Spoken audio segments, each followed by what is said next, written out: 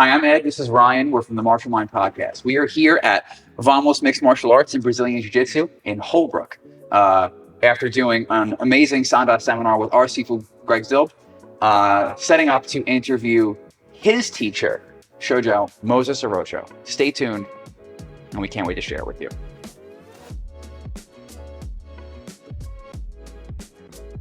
All right, guys, welcome back to the Martial Mind Podcast. We're really excited to be here with you today, and we have a very special guest. This is Shifu Moises Arocho, our teacher's teacher. It's always a blessing when we get to be with you and learn from you, and for you to sit down with us today is an incredible honor, and we're so happy that we could make this happen. So thank you. The pleasure is all mine. Thank you very much. Thank you very much. So we typically ask whenever we interview somebody, when did you get started in martial arts, and what drew you to it? Well, that could be a long story, so I'm gonna try not to go through the whole 9 years and just get down to the nitty-gritty of it. I grew up in Puerto Rico, and in the early 60s. Martial arts was unheard of. We had no idea what it was. Mm-hmm. We had two sports, baseball and boxing. Mm-hmm. So I was involved early. I enjoyed both, but there was something missing. So one day I belonged to the 4-H club, which I played little leagues baseball, and every Saturday we would go out there and play. At this particular time, I saw in the basketball court before the baseball field, all these guys dressed in white, throwing punches and kicks at each other. They looked like they were dancing. But I could not get it out of my head. It was just, it left such an impression. And I realized in that moment, now looking back, that the universe was talking to me. And they said, this is for you. This is where you belong. So I went home and I told my brother about what I saw. And he said to me, oh, cool. I know some of those guys. Oh, wow. I go to school with them. So he spoke to the instructor, which happened to be a good friend of him.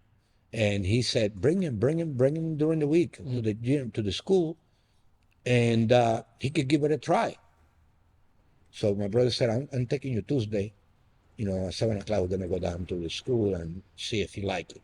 I was so excited, I couldn't wait. And how old were you at the time? I was 7. 7, Oh, wow. wow. Yes. Wow. I was 7 years old, almost turning 8. I played little leagues from 7 to 9 in that division, little leagues. So I was extremely, very, very small, very thin, very outgoing, and very confident in myself. Mm-hmm. So I get down there and I see all these people working out. I got on the floor and I started trying to mimic what they were doing. And it felt very comfortable. I was so excited. I couldn't get enough. And they pay attention to me. The instructor, he came by and he showed me a few moves. And at the end of the night, he says, okay, this is what we're going to do. And they were sparring. And that what really caught me. I want to do this. I want to fight. I want to throw punches and kicks. I want to beat these guys up. So I got involved in the class, and after the class, the instructor told my brother, I like the kid a lot. He got something special. So my brother said, well, I'm going to bring him 3 nights a week. And my father was not aware of it because he would not approve of it. Mm-hmm. Mm-hmm. He had no idea what this was. So that was the beginning of a long journey and the introduction to Shaolin Kung Fu. And is that what they were practicing? Yes. Those guys yeah, they were practicing Shaolin. They were wearing white Kung Fu uniforms in those days, made locally by a lady. And the head instructor would only come on Saturdays. Mm-hmm. The assistant instructor, which happened to be a green sash, mm-hmm. Was teaching during the class, during the week. And every Saturday, the teacher, the Shifu, will come. Mm-hmm. And I got to meet him right away. And, he got a liking to me. I was a young fellow, and I was impressionable. And they seemed to like me because I had the enthusiasm. Sure. When you're a young kid and you walk into a candy store and you like, that's how I was. Mouth starts watering. That's how I was. And I was picking things up very, very, very quickly. I remember a month after, or 2 to 3 months after, I went to test for white sash. In those days, you had to test for the white sash. And I traveled to another town, distant, because there were 16 schools then, like that ones. Oh, wow. Well, in satellite schools. They were all scattered all over the island. At one time, we had 36 of them. Wow. So we had a lot of people involved. And in our school, I was 200 students. When I started, it was like 200 students. Little by little, they start dropping out.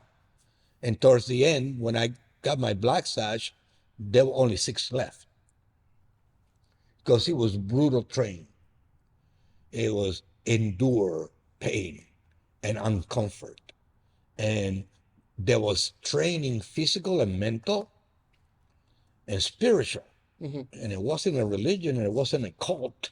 It was just knowledge of ingredients that an individual needs to acquire in order for you to become enlightened. When I use that expression, it's an individual who understands our purpose in the universe, our place in the universe, and how should we grow and realize our purpose. That's what it's all about.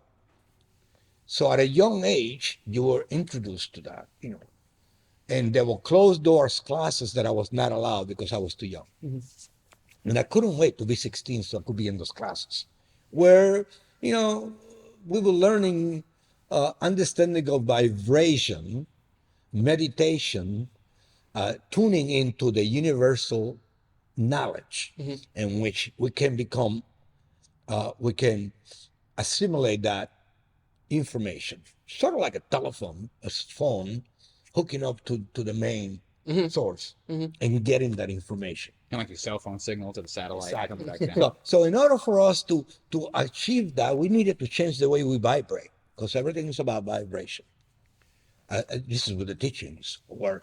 And then we began to understand our ancestors at the Shaolin Temple and how the system came from that temple through amphibians and issues in Asia that scattered masters throughout the world, mostly to Asia, Okinawa, Korea, Japan, Philippines, and some of the other Eastern islands, South Pacific, where this art was brought up. We only knew this later in the United States after a show called Kung Fu with David Carradine, who was the head actor. That's when that was introduced. And the writer and producer of this show was named Bruce Lee. He's responsible for most Americans and Europeans to understand the beauty of Kung Fu and the beauty of that China had to offer, because it was considered to be a third world country by many in the Western world. So when that show came out, we felt complete. I said, okay, now people starting to know what Kung You Fu felt is. validated. I said, yeah, we complete now. We're ready now to teach and to grow even more to the levels that we wanted to, against a traditional karate, which was one aspect of Kung Fu or one aspect of true martial arts, because martial arts is a complete system. What we call Taekwondo, karate, or Kempo are just aspects of it. When you hear yoga or when you hear Tai Chi, these are aspects of the whole complete system that we need to connect. And it doesn't take you 5 years, it takes you a lifetime. That is for sure. Yeah, for sure. Absolutely. We're 100%. we're 10 and 12 years into realizing that. It's, Yeah, it's 12 years in, and I feel like I just started. I agree. I couldn't agree with you. Yeah. I feel at this age, I'm 64 years of age. I've been doing this since I was 7 years old. And we keep rediscovering that there is so much knowledge to acquire, and there's so much character improvement in ourselves that it's very hard to balance it. So it takes a lifetime. Hollywood and the theater shows the masters having gray hair and being able to move like young men. So they acquire all that information, and when they're truly mastered, it's on the late stage of their lives.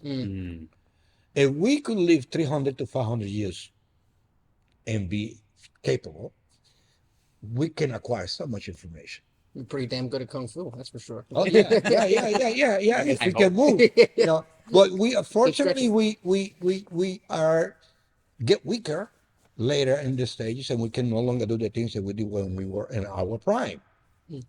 So we have to enhance that by acquiring this chi or this life force, and and allowing that to help us become the next level. You know, a lot of people may have a misunderstanding of what sapiens we are, humans we are, the species that we are, and because we are physically animals, but we are composed of all these other aspects of it internally at the submolecular level, so we can acquire true knowledge. And that's the knowledge that exists in the universe. We are made out of the same particles. So this is what they were trying to teach me then when I was a child. So it's taking me 20, 30, 40 years to realize what my teacher was talking about when I was a child. And just a question: was this teacher, was this Sitagun? Yes, Sitagun. yes, Dr. Mariano Rivera. He became my father. He became my tutor. He became my everything. You know, he's responsible for the person that I am today in many ways. The man is a walking encyclopedia. And his interest in medicine took him in that direction. He created a naturopathic association of medicine Okay. in Puerto Rico and in South America, which is a very large organization. He's responsible putting together over 300-400 doctors around the world. You know, understanding of herbs and nature, fauna, how to get that into our bodies, how to live a pure life. I was 9 years old. I was a vegetarian, and so was every single member of the school. You know, they influenced that, and I couldn't explain that to a Puerto Rican family how I could not eat meat. Right. The Puerto Rican people love pernil and all this food, I'm not Puerto Rican, and I live for Neil, so My that's my stepfather's Puerto Rican, and my grandmother, my step grandmother, she makes pernil, and it's like it comes out, and you're like, oh my god. They love it. They consume more pork than any other country in the world. Yeah. In the small island of Puerto Rico, they're big on Just gotta that. watch their back. And it was very difficult for people to understand how we will not eat flesh. And with that being said, you know how many times I was asked that question? Why don't you eat meat? Is it because of the animal killing, or is it the material? What is it? And I kept saying to them the same thing. It says it's all about vibrations. I want to be like a cell phone.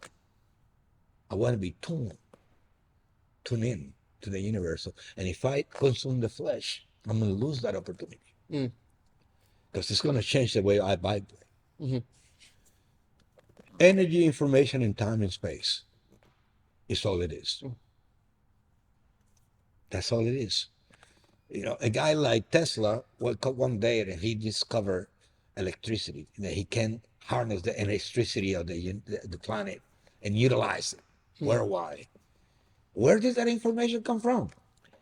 This other gentleman decided that he was going to create a product that is going to allow you to speak in one end and someone is going to hear you 6 miles away.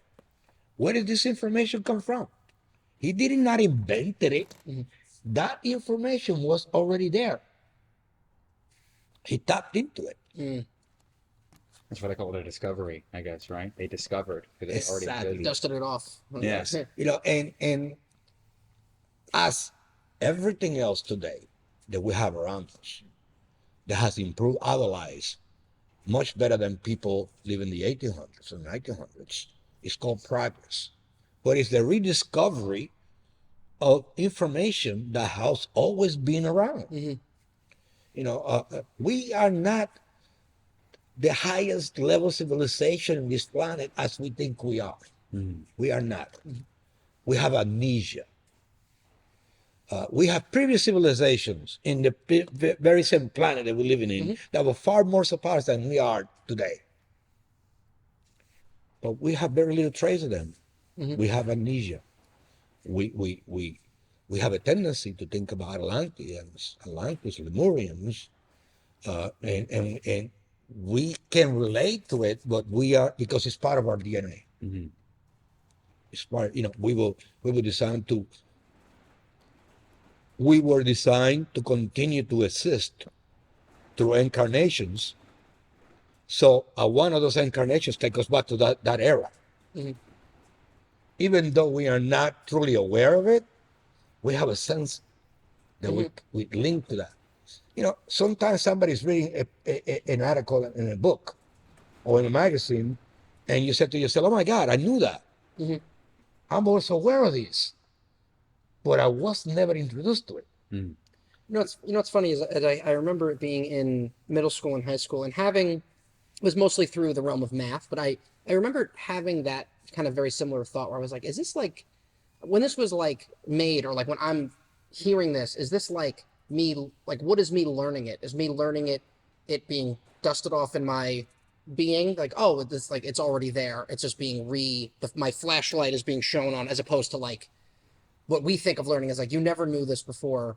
Now put this in your brain, and Yes. now it's there. Well, So it's now just a quick question with can you? I think we kind of all go through similar paths with we've definitely been through this with training where it starts as a very physical and egoic yes, thing where you're like I want to fight and of course and all that's still there because we're ego based beings yes, yes. but can you think of a moment or a turning point or even multiple turning points through your training where that shifted where you were like oh okay I kind of I'm seeing a new layer Yes, on what we're doing yes. And that happened early on. I coming to the conclusion that living in a society that's based on violence and ego based, you cannot be a good man Mhm. if you cannot defend yourself Mm. and others that you love. Mm-hmm. Mm-hmm. In the last 5,000 years of recorded history, we had over 50,000 wars. And I don't think there's been a one period of time in the planet that has been pure peace around the globe. Mm. One way or somewhere, somebody's actually fighting right now. Everywhere. Someone's getting punched in the face. Exactly. Someone's getting For sure. punched. Somebody's For sure. getting killed, somebody's getting raped, somebody's getting the yeah. food taken away from them. Mhm. So once you realize that, you grew up in a very violent, in a sense, society where you have to fight to protect yourself and those you care about. You immerse yourself in that warrior mentality. Mm-hmm. And the skill given to you gives you the motivation and the confidence to carry yourself in those places without any fear. Mm-hmm. But if it wasn't for that, skill, learn skill, which is Kung Fu, you would be in fear. Mm. And you will not be a practical, good human being. It's at that moment in time that you realize that you learn all of this so you don't have to fight. Mm-hmm. So you don't have to use that violence. I tell people all the time, I said, you like me a great deal until you see me violent. Then you'll be afraid of me. Like I'm afraid of myself. When you are capable of taking a life, those around you who love you and care about you and never seen that side of you will be terrified. Mm. Because men should not be violent. We should not be a violent creature. We should be loving and kind and giving. But unfortunately, that's not the design that we created. Because the very same people who architect Homo sapiens had that issue themselves. We were giving a carbon copy of who they were. And that's who we are today. Eventually, 500 years from now, maybe we're no longer that way. Mm. Maybe we evolve to the next level. Maybe we become enlightened society and begin focusing on developing medicine and technology to better mankind. and leave the planet and go into outer space and start colonizing other planets and spreading throughout the whole galaxy. But until that point now, we're not available to do that. The Shaolin monks were scholars of that era. Today, they would have been PhDs, master's degrees, and serious different science and philosophies. Individuals who really study and understood the universe that they live in, study. So as a fighter throws 3,000 kicks per week, should read 20, 30 books, who spend 17 hours in meditation. And people say all the time to me, well, what is meditation? What is meditation does for you? And I said, it's not what I gain from it, it's what I take away from it. What you lose. Exactly. Anxiety, fear, anger, you know, that animalistic self in us. You know, my teacher used to say, there's two living creatures within yourself. There's a dragon on your head and there's a tiger in your belly. And that tiger in your belly is the animal that seek recognition and desire, ego-based, who wants to be respected and scared and given and attended, pure respect and fear. Where this dragon here, all he wants is knowledge and the evolution of the oneself into a higher realm. And most of the time, the tiger wins. Whoever you feed the most. You know, so that's what meditation does for me. You know, it's funny that I literally, just as you're saying this, I've never thought about it this way before, is speaking of kind of the raising kind of your individual vibrational, you know, where you're at in you know, kind of the general trope of not living through fear, not living through the animalistic, is I've never thought about it this way, but through literally just through the sheer training of martial arts and learning to be violent and when necessary, is that, like you're saying, that helps eliminate fear and can probably help in a way aid in your spiritual journey of just not going off of base emotions because you're not afraid of everything coming in all the time. You're so conditioned to it.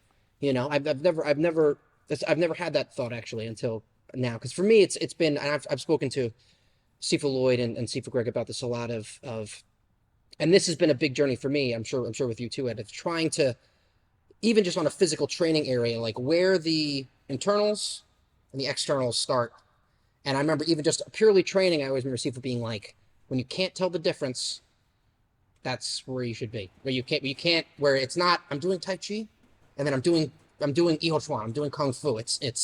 It should be this phasing in and out of but thinking about that even on a existential level of just through training and through being, you know, violent and understanding pain and all of those things, it just that allowing that to be a spiritual experience for yourself. But I feel like just even as you've gone through, you need to have the proper goggles on to see what type of experience it is. Exactly. The knowledge of balance and the living non-violence can bring you peace. The knowledge of balance and the living non-violence can bring you peace. So knowledge of how to live in balance. Exactly. I'm ready to go to war right now. I'm ready to go to war right now, but only in the physical aspect of me. When you can compose yourself under pressure,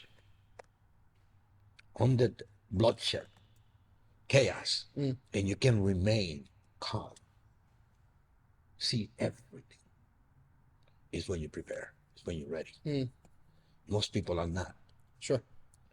Most people, the sound shaking and the wind sing in another direction, where the sound is going to give you the awareness and the wind is going to lead you in the right direction, like a ship with the sails. But only when you have achieved that composedness, that relaxation, that awareness, and that peacefulness, that only violence can teach you. The lion is not always aggressive. Sleeping most of the time. Yeah. He's asleep. He's laying down under a tree Right. somewhere. Right. He's only used that violence when it's necessary, but it's required for him to survive. So he had to acquire those skills from early childhood. So the time he becomes an adult, he is the king of the jungle. And he will never question it. He will never question himself.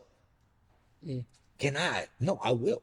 The samurai, the night before the war, to go to war, he had a glass of sake, cup of sake. And he never thought about dying tomorrow.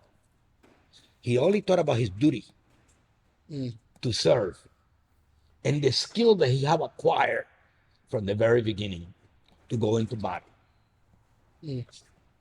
Precision, calmness, but pure action generated by master skill.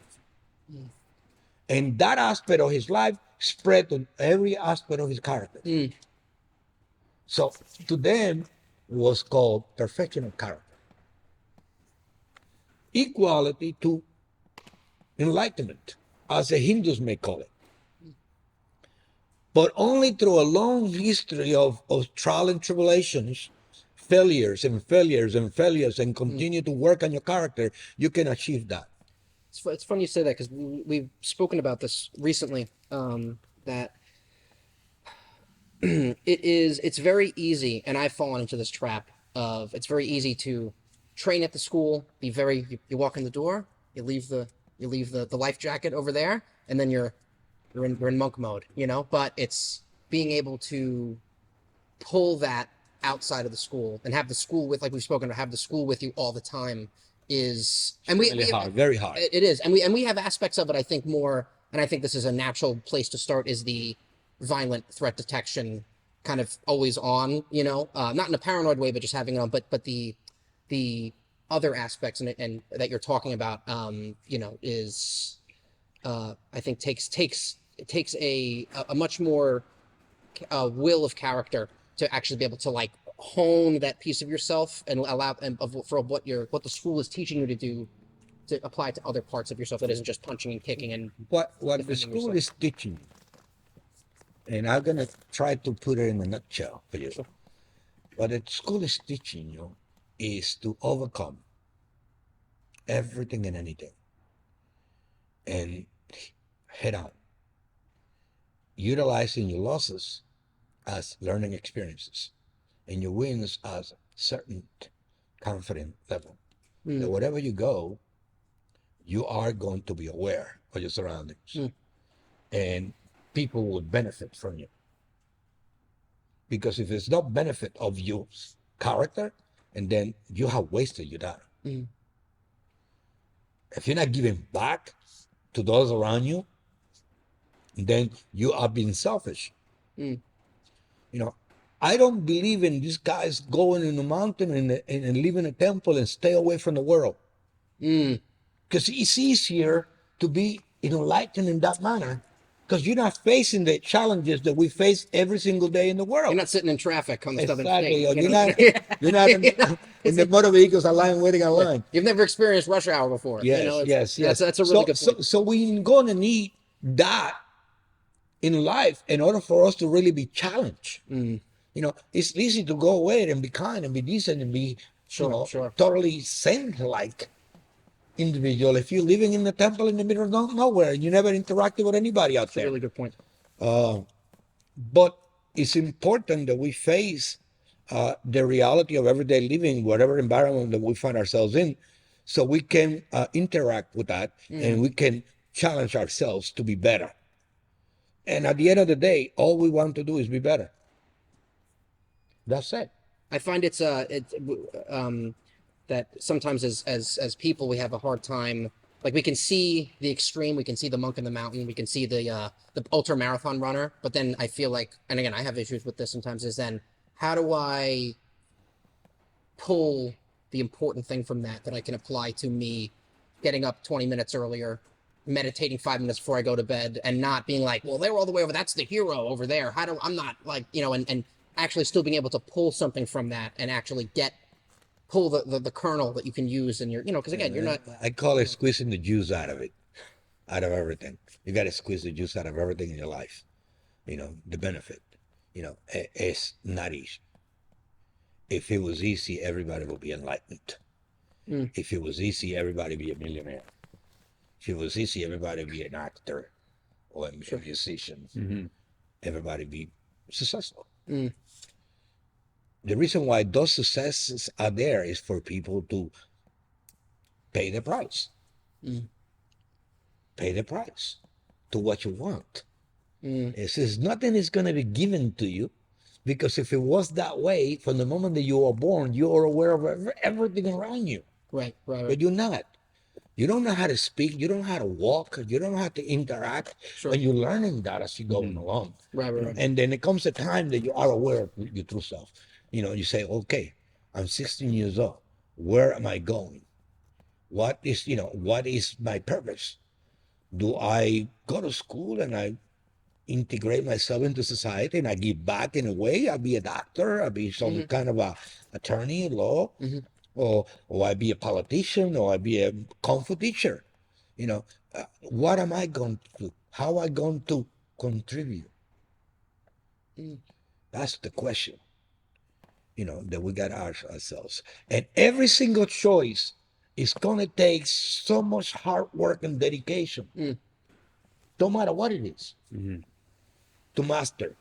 Musician, a soccer player.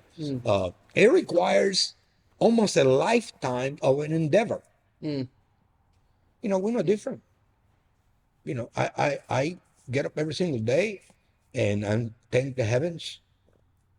And how can I serve you today? How can I serve mankind? It's I remember we interviewed Sifu Lloyd probably over a year ago, and I remember he asked us, but when we were getting ready to record, he asked us a question. He goes, "All right," he goes, what? He interviewed us, which was great. great. He did, but I'm gonna botch it a little bit. But this is the crux of it. Is he was like, what? When you think about who you are and what you are, what is like first on the list? And we're all like, all right, well, I'm this and I'm that, and all these character-based things and activity-based things, and he goes, what do you how you should think about it, and how I think about it is that I'm a martial artist first. And what's funny is even as we're talking, I'm thinking about it differently than I have been. So I haven't thought about it as much recently, but is that I'm like, all right, well, martial arts, I'm thinking about it as an activity of like, oh, I go and I'm martial arts, I'm like, all right, but I also do rock climbing. Right. But I also do videography. I spend time with my family. I spend time with my girlfriend. I feed the cats. I go for walks. But thinking about this, even as you're saying it that what I think he means and what I'm getting out of what he means and also what you're saying is that it's the martial artist is this through understanding again, like ripping ourselves down and building ourselves back up, and understanding violence and the capacity of it is that we need to have, it's a service mindset that goes above everything. So I could be a father, I could be a soccer player, but the idea is like if someone falls down over there or someone's getting robbed, that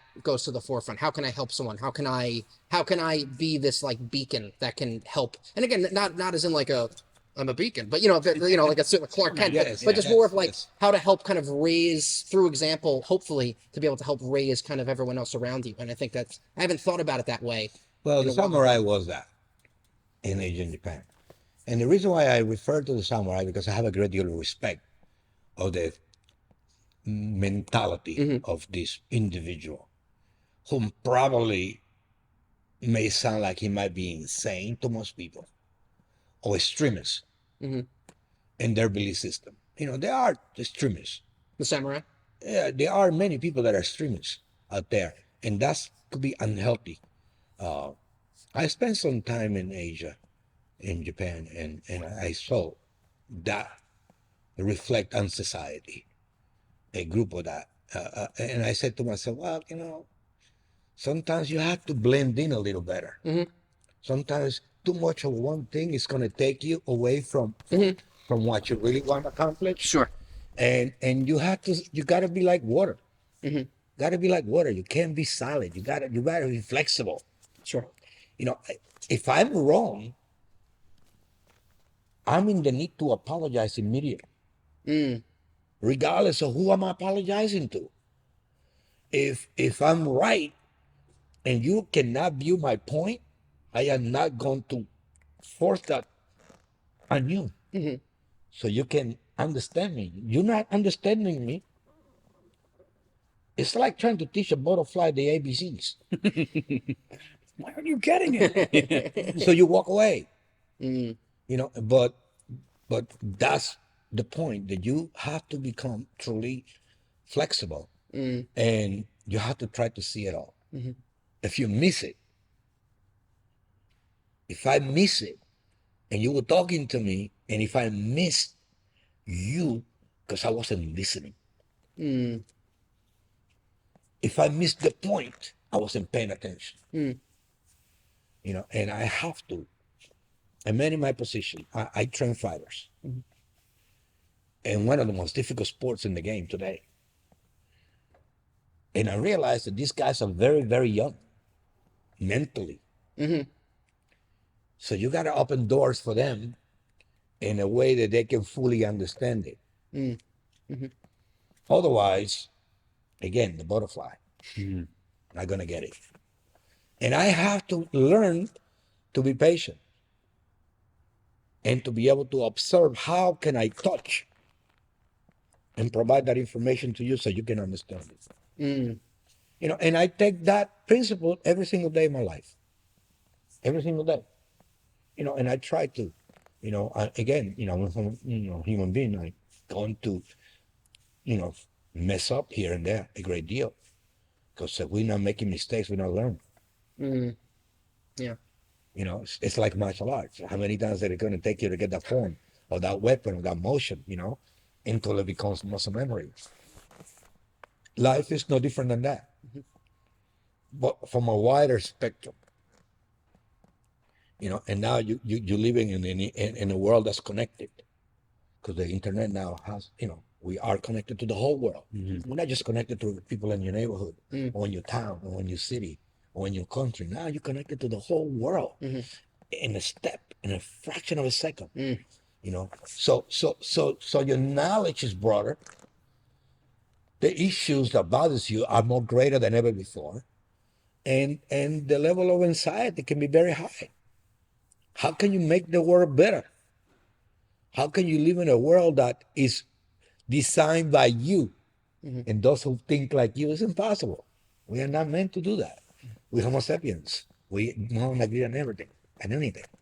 We've been fighting with each other for the last, 5,000 years.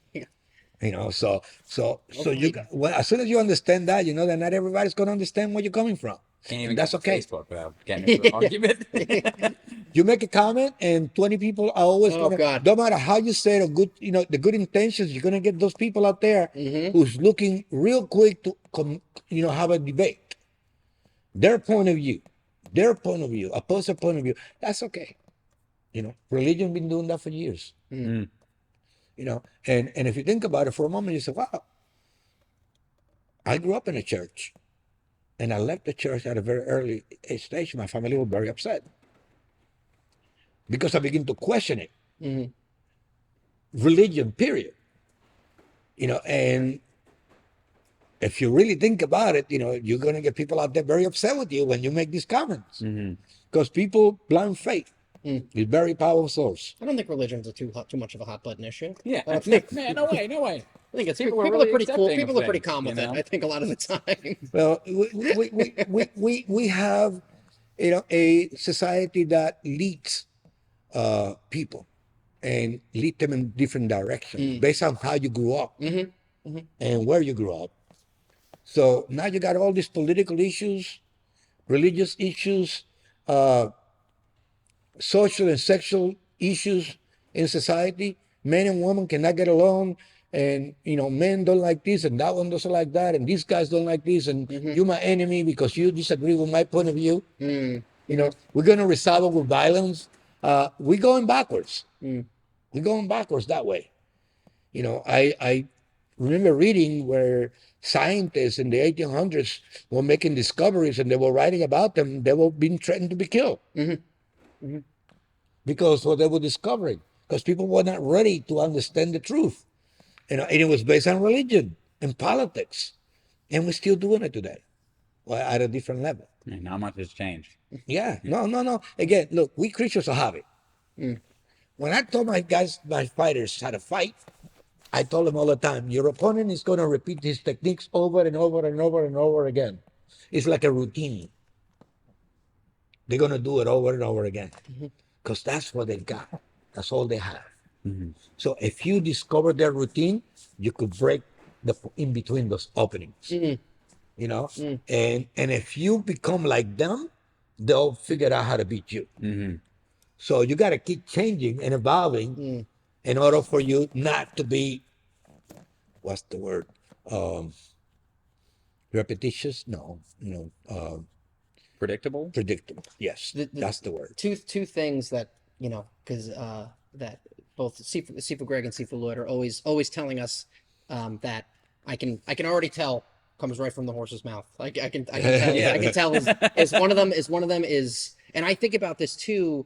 This first one, just not to go too much down a rabbit hole, but I think about like when I watch, like especially striking in MMA, or I watch how they commentate or they talk about something like, oh, he's got this technique and and this guy has worked around it, and stuff like that. We're like, oh, he's known for this, and it's so funny because it's such a polar opposite of how we are taught fighting and combat, where it's like literally yesterday or Friday, Sifu was like, you cannot be the same fighter to every person you're fighting. He goes, you just can't do it. He goes, you can't be.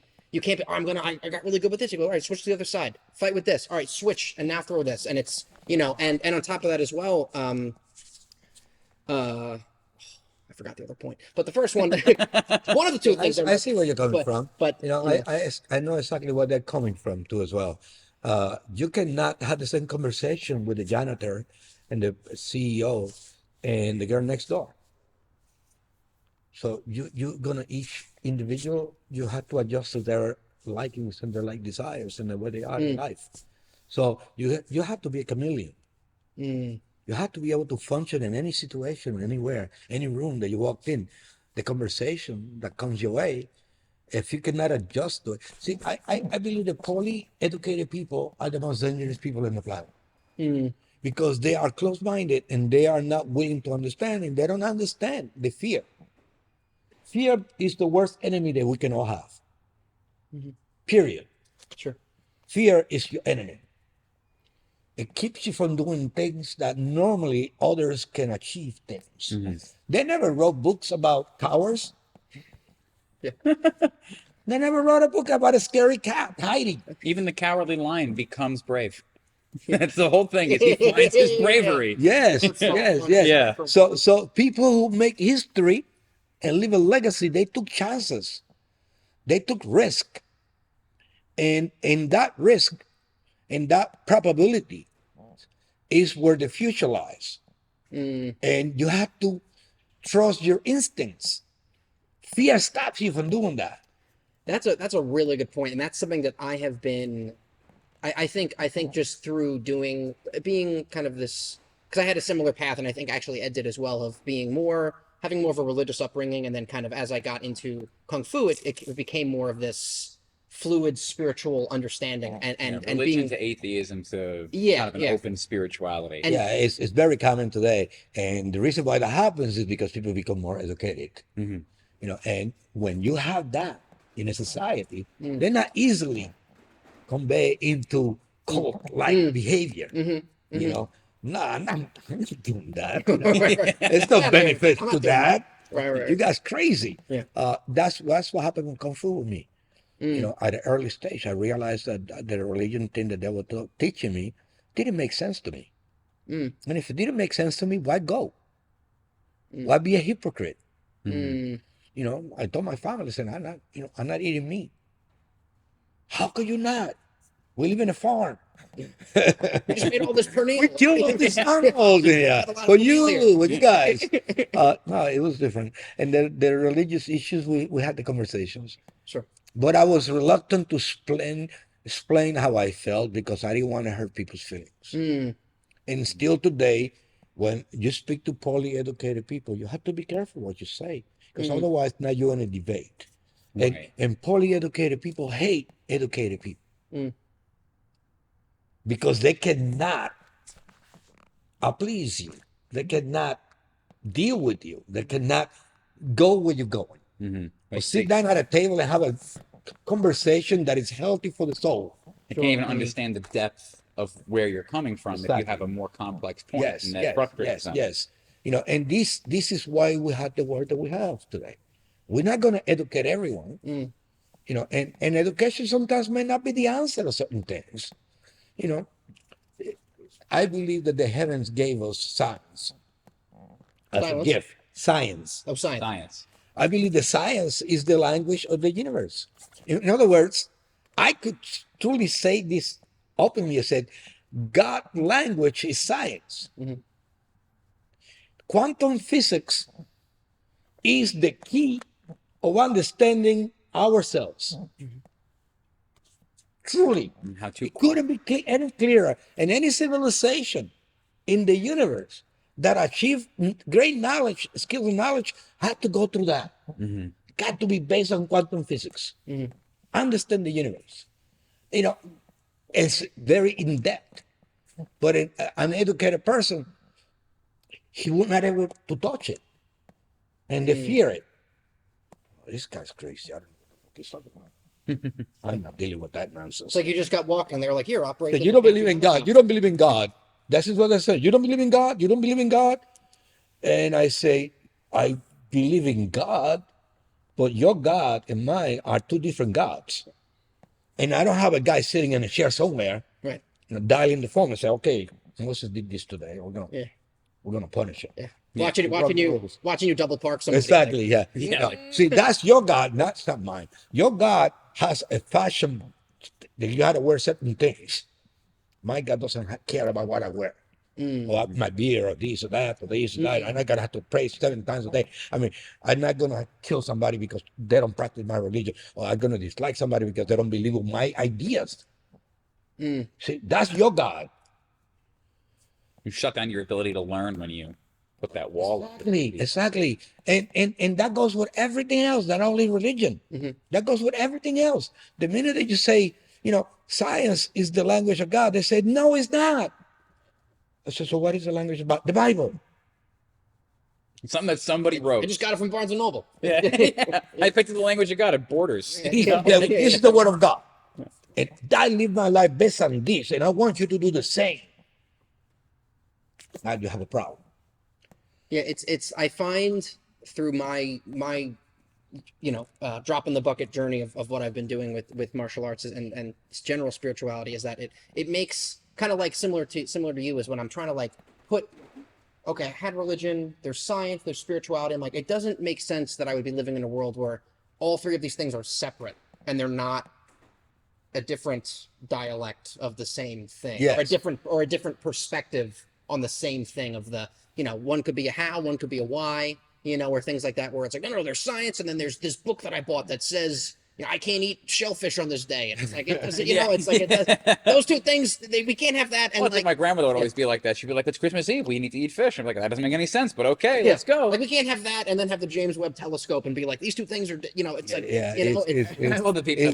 it's ironic how it all breaks down and it creates a society. We have all these countries and they all have their belief systems, and we have to coexist because if we are going to survive as a species, we have to coexist with each other. Yes. And we're going to have to learn how to share, the goodies. Africa, with all the resources, the natives live terrible. The native people of that country, which is the richest country on the planet, are living in terrible conditions. We did not learn how to share. Same thing's happening in the Congo right now, all the mining of cobalt. They're saying they're going to change the world and make everything better, all these electric cars. But every cell phone in your pocket and every electric car on the road is off the backs of slaves. Yeah. And to learn to look at the world from a different point of view, that we can all benefit. If we are not going to take care of the mother, and we want to continue to poison her waters and poison the air, and she has given us everything that we need from from day one to now, to survive, how are we going to pay you back by doing that to you? by becoming a virus to the very, very substance that keeping us alive all these years is the planet. The living earth is a living organism. It's a living thing with soul and spirit. And you can feel it when you're in nature. You Exactly. experience. Exactly. So if this living soul giving you everything that you got and sustain you, why would you want to ruin it? Why would you question what you're doing? You know what you're doing. You know you're destroying the planet. You know you're messing up. You know you're messing it up. You know you're drilling. You're burning. You're doing things that are not making sense. Why don't we just come together and say, okay, how can we improve? You know, stop polluting the waters. Stop messing up the air. Let's go right. Let's go clean. It's in that ground, so low in the ground for a reason. If it wasn't so deep down there, it wasn't that we had to work so hard to get it. Leave it there. It was not meant for us to get it. But as society, I had to learn. Gotta go through stages. We already passed that stage. We should not be going back in time to do things to harm us. And there's so much to be said about just a simple, both simple but not easy idea of like, you know, I think we I don't know, just I think as a martial artist, hopefully, you know, your mind is more moldable and your perspectives can change more easily because you're like, all right, I can block this, and then you get punched in the face. You're like, maybe I can't. Maybe I should do it differently. You know, so it's much more of we are reality checked much quicker and much more often. But in saying that, you know, I look at society and it's like it's all just better, faster, quicker thing. Let's put a chip in my brain so I can order Indian food much quicker than me texting and calling somebody, you know, to do it. It's like, why is everything better, faster, quicker, more convenient, no struggle, everything? I'm like our entire understanding of meaning is based off of struggle and going through the trials and tribulations to grow. And it's this idea of like, oh no, well, we'll just get rid of all that and everything will be fine. And it's like, but you're completely separating yourself from thousands and millions, you know, hundreds of thousands of years of human evolution of like how our brains are built to like what we value. I'm like, oh, well, we'll just put the iPhone on my brain. I can order Indian food and sit at home and just like Neuralink, and sit in a massage chair all day. And it's like, That's the next step yeah, in humanity. Is to become interact with the high intelligence, with artificial intelligence. I mean, that's you know, pretty much they already altering DNA and children and creating the perfect soldier. yeah, you know, like gene therapy and gene editing and stuff. They even though we're not supposed to, but it's happening. And it's going to continue to evolve to a point that could be dangerous. But hey, listen, I don't know. I don't know how many incarnations I got left in me. All I know is that in this time is one of the most exciting times of history. And we're living and we're experiencing this. Exciting and oh, sure, no problem. Yeah, I find it very poignant that this is the direction with what you wanted to share today, what you wanted to bring to our listeners, because we did an episode a couple episodes ago we posted where we discussed with each other what our view on spirituality was and how that affected us in our training and in what we did.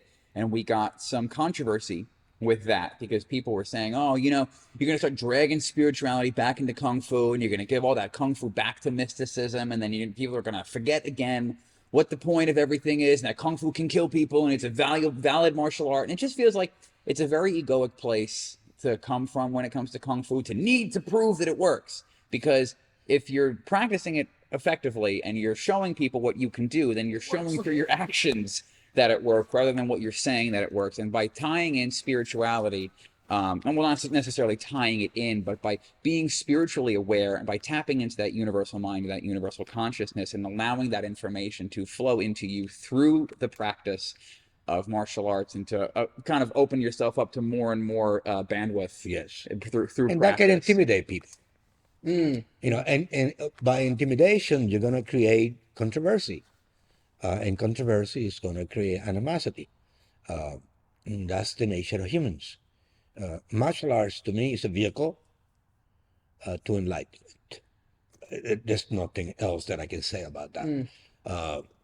I truly believe that if you are not able to defend yourself and those who you care, then you're weak. Mm-hmm. No matter how clever you are, Mhm. you're weak. And the weak is, it's in danger 24/7. You can't walk in the middle of the night in Harlem at 3 o'clock in the morning if you're weak.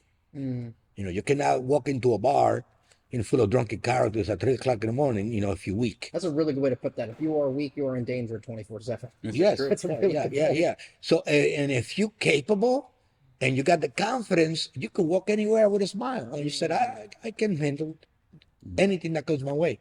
I'm ready. Like I said earlier, I'm ready to war right this minute. I'm ready to die tomorrow if it's defending those who I care about. I'm not fear of death. I'm fear of failure. To defend those who I care about. Because when you're gone, you're gone. You cannot protect anybody. Yeah, not so much the fear of death, but the fear of not living life well. Yes. And then transcending to sport. I'm in a sport now. I'm in a sport that brings true violence concentrated with a set of rules and make the best men win. Requires 5 disciplines into one. Mixed martial arts. Everybody else, karate better, boxing is better, taekwondo is better, jiu-jitsu is better, this is that, kung fu, it's not styles. It's martial arts. It's you utilizing everything that you have acquired and putting it to the test against someone else who's doing the same thing. No longer styles of fighting. Now we're fighting. Me versus you. Yeah. Me versus you. It's all The best man wins. And you got to give yourself an opportunity to get the most out of whatever you're getting to get there. Preparing yourself physically and mentally to be there. And if you're not prepared physically and mentally, you are not going to be successful. Simple as that. I think that's a good place to end It's it a good on. place. Is there anything else you want to say to the audience or say to the listeners? So Anything listen, you want to promote? get up every morning and search your goals and achieve them. Don't give up. Wake up, dress up, and show up. I like that. Yeah. It'll be a T-shirt at some I'm point. going to say, you're going to put that on the back of his shirt. Thank you very Thank you much. so much. Thank Thank you very much. Thank you very much. Guys, thank you again for being here. We're sorry that John couldn't be with us today on the show, but he's missed, and and he's here in spirit. And yet again, this has been Shifu Moises. He is the lead head striking coach we're at Vamos MMA, Mixed Martial Arts, in Holbrook, in Long Island. And maybe I'll take over John's position. Can I Go right ahead. All right. Go right ahead. I started the show. You end it. Well, thank you sincerely. Thank you for so having me. much Thank you for having me. for It's been a distilling pleasure. your knowledge and your experience and taking the time. So Yeah, we really appreciate it. yeah, and I just forgot how to do John's exit. Thank you to our patrons. Thank you to our listeners. Thank you to everybody who subscribes to all of the channels that we have. We really appreciate you, and we hope that you get everything out of this interview that we did. And this has been the Martial Mind Podcast.